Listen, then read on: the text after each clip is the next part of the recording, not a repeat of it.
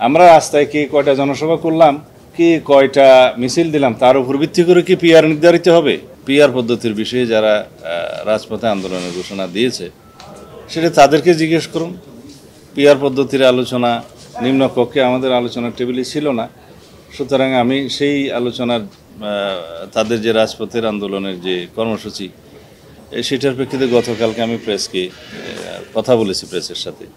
সেটা হচ্ছে কারো রাজনৈতিক অধিকার, গণতান্ত্রিক অধিকার আছে কোনো দলের যে কোনো বিষয়ে তাদের চাহিদা অনুসারে জনগণের সামনে বক্তব্য দিতে পারে।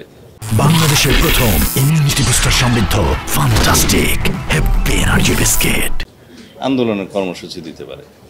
সেটার বিপক্ষে আমাদের বক্তব্য নিয়ে আমরাও রাজপথে বক্তব্য দিতে পারি, দেব। আমাদের তাদের বিপক্ষে যে বক্তব্য আছে সেটাও আমরা জনগণের সামনে নিয়ে যাব।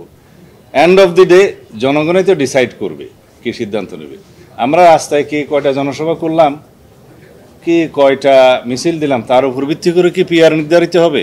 সেটার জন্য তো একটা প্রক্রিয়া আলোচনার টেবিলে আসতে হবে। সেই আলোচনার টেবিলে আমরা আছি, সেটা এখনও অব্যাহত আছে। কিন্তু সেটা বাইরে রেখে আমরা যদি এই সংস্কার প্রস্তাবগুলো বাস্তবায়নের জন্য যে আলোচনা আছে সেটাকে বাইরে রেখে সেটা বাস্তবায়নের জন্য যদি আবার রাজপথে যায়, সেটা কিন্তু সবিরোধিতা।